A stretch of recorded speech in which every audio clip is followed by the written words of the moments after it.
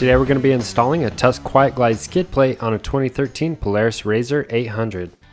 The Tusk Quiet Glide skid plate is an excellent way to protect your investment. It provides full coverage for the undercarriage of your machine. We're talking rocker-to-rocker protection, which is significant surface area over your stock skid plate. The Tusk Quiet Glide skid plate is made of heavy-duty UHMW, which isn't going to dent or break like aluminum or your stock skid plate. It offers a really slick surface that's going to allow you to slide over the obstacles with ease. Another great thing about UHMW is it's much quieter than the aluminum skid plates. A lot of times you'll get rocks that kick up and hit the bottom of your machine. This is going to dampen that sound and make for a much more enjoyable ride. The first thing we need to do is access the bottom of the machine. We can do this by using automotive stands, jacks, or blocks. For illustration purposes and to better show the installation process for this video, we've carefully tipped the machine on its side. It was necessary to pinch off the gas line and wrap a rag around the brake fluid reservoir cap to prevent any leaks. We've also placed a block under the roll cage to prevent the body of the machine from coming in contact with the ground. However you decide to access the bottom of your machine, be sure to use caution and take all necessary steps to avoid any damage or injuries. Always secure the machine with straps, blocks, or stands so it can't fall and injure you or anyone else. If you lack the proper safety equipment or know-how to install the skid plate safely, please refer to a professional mechanic. So now we can start removing the stock skid plate. Be sure to keep track of the stock hardware as we'll be reusing it to attach the new skid plate. So after we've removed that stock skid plate and we've got the new skid plate out of the box, make sure you've got the zip ties removed and all the hardware is accounted for. You can check this with the hardware list on the provided set of installation instructions. The very first part of the skid plate to be installed is the rear differential piece. It requires the provided mount strap for the two front holes, so we'll put that up into place. Once that's in position, we can begin attaching the rear differential skid. The two bolts attaching the front are the provided 5/16 by 1 inch Allen head bolts. They go through the pre-drilled countersunk holes and into that front mount strap. We'll go ahead and loosely snug those down. After that, we need to align the skid piece with the frame rails, and then we can snug both front bolts down to hold the skid in place.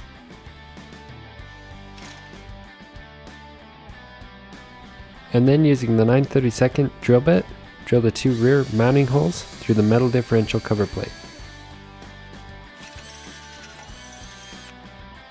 The bolts that go in those two holes are the 5/16 by 1 inch Torx head screws with self-cutting threads.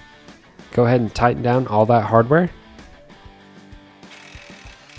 Now we're ready to begin installing the two middle pieces of the skid plate. Start with the rear piece, sit it up into place, and we're going to attach this with the stock bolts and recessed washers. Remember to keep these loose for now. And then we're going to repeat this process for the front piece. Just loosely tighten the hardware for now.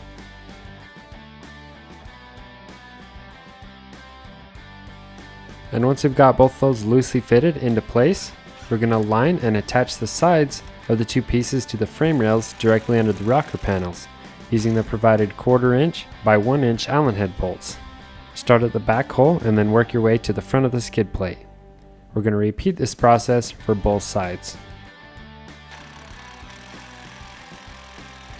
So we've got 4 of those bolts on each side. Make sure the top of the bolts are sitting flush with the skid plate. And after both sides of the skid plate are tightened down, we can tighten down the rest of the hardware holding these two pieces up. The next step is to drill out the two holes where the center skid plates overlap each other. So again, using the provided 9/32 drill bit, drill through the two countersunk holes and into the frame. After that, install a 5/16 by 1 inch Torx head screw with self-cutting threads into each hole. Make sure the head of each bolt is sitting flush with the skid plate. And after that, we're ready to install the front differential skid plate. On the older models, it may be necessary to remove the two lower bolts from the front bumper to allow room to mount the front differential skid. After it's installed, you can reinstall both those bolts. So these two middle holes on the skid plate are going to line up with these two holes on the frame. So we can go ahead and set that skid plate up into place. We're going to use 2 of the rectangle nuts from the hardware kit on the back side of these 2 bolts. So it might be kind of difficult to get the first one started, but once you do, swing the skid plate up into position and loosely snug it down. Next we can take that other rectangle nut and position it above the frame, align with the second middle hole, and go ahead and install that bolt as well. Again, we're going to just leave this loose so we can line the piece up with the frame rails.